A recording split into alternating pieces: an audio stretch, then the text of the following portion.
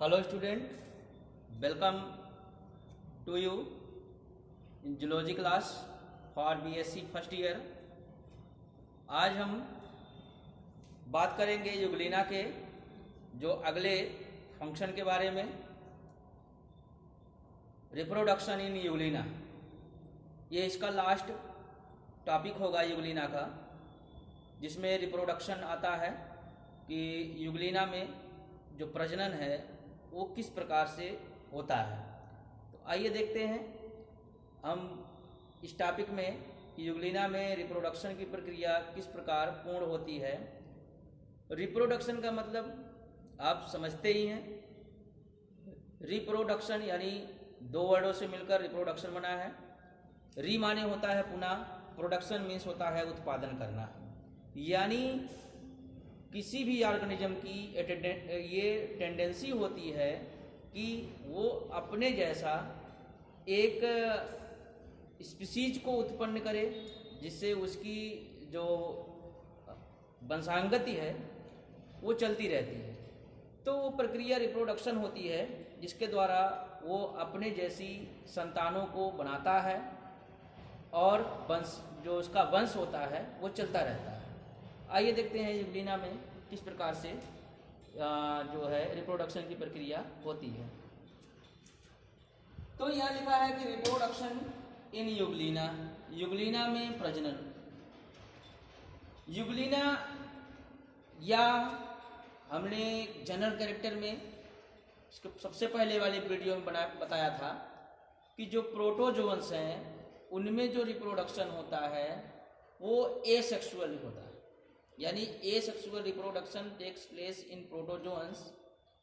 लेकिन कुछ इस प्रोटोजोअन के कुछ ऐसे स्पीसीज हैं जिनमें सेक्सुअल रिप्रोडक्शन भी पाया जाता है। यानी इसमें लैंगिक और अलैंगिक दोनों प्रकार का जनन पाया जाता है प्रोटोजोअन में।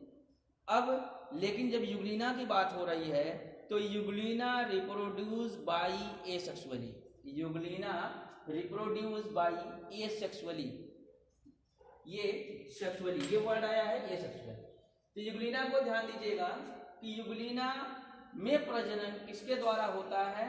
अलैंगिक जनन के द्वारा होता है। यानी युगलिना में जब स्पेशली युगलिना की बात हो तो वहां जो प्रजनन होगा वो अलैंगिक जनन होगा। अब इस अलैंगिक जनन में कौन सी क्रिया ऐसी होती है जिसके द्वारा वो रिप्रोडक्शन के करने के बाद वो अपनी जैसी संतानों को बनाता है? तो लिखा है कि by means of longitudinal binary fusion. एक नंबर का क्वेश्चन है, आप इसको ध्यान दीजिएगा। सबसे पहला कि इसमें अलैंगिक जनन होता है, इसके बाद अलैंगिक जनन के तहत जो प्रक्रिया चलती है उसको कहते हैं लॉन्गिट्यूडनल बाइनरी फ्यूजन। यानी लंबवत द्विखंडन की क्रिया द्वारा ये ऑर्गेनिजम्स अपने जैसे जो स्पीसीज हैं ऑर्गेनिजम्स हैं उसको पैदा करता है। तो और साथ ही साथ मल्टीपल फ्यूजन, इसमें द्विगुणन के द्वारा विखंडन होता है। द्विगुणन के द्वारा विखंडन का मतलब ये होगा कि कोई एक चीज है, अगर वो डिवाइड हो गई तो दो हो गई। यानी फर्स्ट डिवाइड इंटू 2, फिर उन 2 से 4, फिर अगले 4 से 8। तो इस प्रकार से ये मल्टीपल फ्यूजन होता है। और साथ ही साथ इसके रिप्रोडक्शन की क्रिया विधि में एक और प्रोसेस चलती है जिसको कहते हैं इनसिस्टमेंट। इनसिस्टमेंट, तो ये इनसिस्टमेंट क्या होता है और मल्टीपल फ्यूजन क्या होता है इसको बताते हैं। सबसे पहले जानना है हमें बाइनरी लॉन्गिट्यूडनल बाइनरी फ्यूजन क्या होता है। ये युगलिना के रिप्रोडक्शन की जो मुख्य जो है प्रोसेस होती है जिसके द्वारा ये रिप्रोड्यूस होता है। तो लॉन्गिट्यूडनल बाइनरी फ्यूजन का मतलब ये होता है कि किसी भी ऑर्गेनिजम्स का, यानी कोई एक ऑर्गेनिजम्स है, ये मान लो कि एक ऑर्गेनिजम्स है इसको अगर ये ऊपर से डिवाइड होना शुरू किया, धीरे धीरे ये प्रोसेसिंग के तहत ये बीच से डिवाइड हो, और बीच से डिवाइड होने के बाद ये 2 लोग हो जाएं। यानी पहले एक ये ऑर्गेनिज्म था, अब ये जब इसको बीच से काट दिया गया, एक इधर वाला हो गया एक इधर वाला हो गया। तो इस प्रकार एक से कितने बन गए, 2 बन गए। यानी जो पेरेंट सेल है वो जब डिवाइड हुई तो 2 डॉटर सेल में ये जो है दिखाई पड़ने लगी। यही प्रोसेस लॉन्गिट्यूडिनल बाइनरी फिजन का है। अब देखिए वो कैसे होता है, और साथ ही जो ये डिवीजन हो रहा है, जो ये रिप्रोडक्शन हो रहा है, इसमें जो अदर ऑर्गेनेल्स हैं, जैसे यूग्लिना में जितने भी ऑर्गेनेल्स हैं, स्टिग्मा हुआ, ब्लेफेरोप्लास्ट हुआ, इसके बाद फ्लैजिला हुआ, न्यूक्लियस हुआ, जो जितने भी ऑर्गेनेल्स हमने बताया है सब समान भागों में बटेंगे। यानी जितना स्टिग्मा इधर होगा उतने स्टिग्मा इधर होगा, जितना फ्लैजिलम इधर होगा उतने फ्लैजिलम उस वाले में भी होगा। यानी दोनों बनने वाली सेल में, इन दोनों बनने वाली सेल में जो ऑर्गेनेल्स होते हैं, जो अंगक होते हैं अमीबा के, वो समान भागों में भी बट जाते हैं। यानी दोनों रूपों को समान पार्ट मिल जाते हैं। तो ये कहलाता है लॉन्गिट्यूडिनल बाइनरी फिजन। अब देखें इस फिगर के माध्यम से हम कैसे समझते हैं। ये है पैरेंटल यूग्लिना,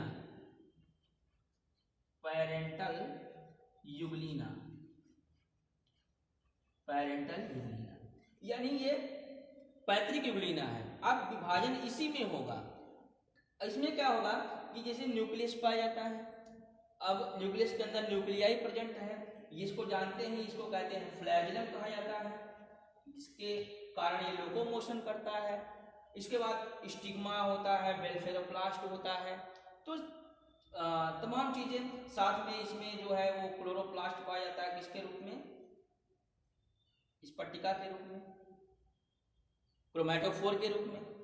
तो अब ये पेरेंट यूग्लिना रिप्रोड्यूस करेगा जब एसेक्सुअल रिप्रोडक्शन के तहत लॉन्गिट्यूडिनल बाइनरी फिजन के माध्यम से। तो क्या होगा कि अब ये यूग्लिना जब फेवरेबल कंडीशन होगी, क्योंकि ये मोटाइल है, चलायमान है, चलायमान का मतलब ये हुआ कि दीज ऑर्गेनिजम्स आर मोटाइल, यानी जो जिस यूग्लिना में ये विभाजन हो रहा है वो चलायमान होना चाहिए।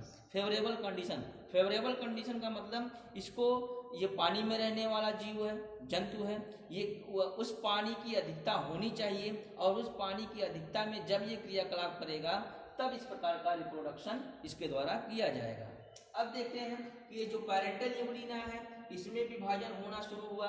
तो सबसे पहले एक लॉन्ग फ्लैजिलम होता है, एक शॉर्ट फ्लैजिलम होता है। तो क्या हुआ कि अब धीरे धीरे एक फ्लैजिलम था ही, एक और फ्लैजिलम का इसमें ग्रोथ हुआ। वो अब इस प्रकार अगले स्टेज में धीरे धीरे क्या हुआ कि 2 लॉन्ग फ्लैजिलम, 2 शॉर्ट फ्लैजिलम इसमें दिखाई पड़ने लगे। साथ ही इसकी बॉडी जो है पहले के अपेक्षा कुछ जो है वो कास्टिक, इसमें खिंचाव उत्पन्न हो रहा है। यानी प्रोसेसिंग जैसे शुरू हो रही है ये थोड़ा सा बढ़ने लग रहा है। आगे चलने के बाद अगली प्रक्रिया में देखेंगे कि जो न्यूक्लियस है इसमें भी कॉन्स्ट्रिक्शन हो रहा है, यानी ये फैल रहा है। और फैलने के बाद ये जो है जो एक फरो बन रही, यानी एक खांच बननी अब शुरू हो जा रही है। यानी अब ये ऊपर से फैल रहा है, तो ये एक जो रिजर्वायर है, फ्लैजिलम है, ये भी जो है फैल रहा है और 2 खांचों में बनना शुरू हो जा रहा है। इस प्रकार देखेंगे इसकी अगली स्टेज में ये न्यूक्लियस एक डंबल शेप्ड हो गया, डंबल, डमरू शेप, ये डंबल शेप्ड हो रहा है, यानी बीच में पतला हो जा रहा है और किनारे पर मोटा हो जा रहा है, यानी इसमें फैलाव हो रहा है। अब फैलाव होने के साथ साथ जो ये फरो बन रही थी, खांच बन रही थी, वो धीरे धीरे धीरे नीचे आ रही है। और अगली स्टेज में हम देखेंगे कि जो ये फरो थी ये वो एकदम क्रॉस करके नीचे आ जाएगी। तो इस प्रकार इसको जब इसमें ग्रोथ होगी, वृद्धि होती चली जाएगी, तो ये जो है यूग्लिना डिवाइड हो जाएगा डॉटर यूग्लिनी में। अब कितने डॉटर यूग्लिनी, 2 डॉटर यूग्लिनी से। तो अब इन 2 डॉटर यूग्लिनी में जब ये यूग्लिना जो है डिवाइड हो गया, तो एक यूग्लिनी ये बन गया, एक यूग्लिनी ये बन गया। इसमें भी फ्लैजिलम, ब्लेफेरोप्लास्ट, रिजर्वायर, सारी चीजें, और इसमें भी वही। तो इस प्रकार हमने देखा कि एक ऑर्गेनिज्म जब ऊपर से विभाजित होना शुरू हो जाए इस तरह, तो वही ऑर्गेनिज्म एक से दो रूपों में हो जाता है, यानी अपने जैसी दो संतति कोशिकाओं का निर्माण करता है, और इस निर्माण करने की जो क्रिया विधि होती है उसी को लॉन्गिट्यूडिनल बाइनरी फ्यूजन कहा जाता है। तो रिप्रोडक्शन की ये प्रथम प्रक्रिया थी जो अलैंगिक जनन के तहत लॉन्गिट्यूडिनल बाइनरी फ्यूजन के रूप में हुई, जिसमें एक पेरेंट युगलिना दो डॉटर युगलिनी को प्रोड्यूस करता है। तो ये है लॉन्गिट्यूडिनल बाइनरी फ्यूजन।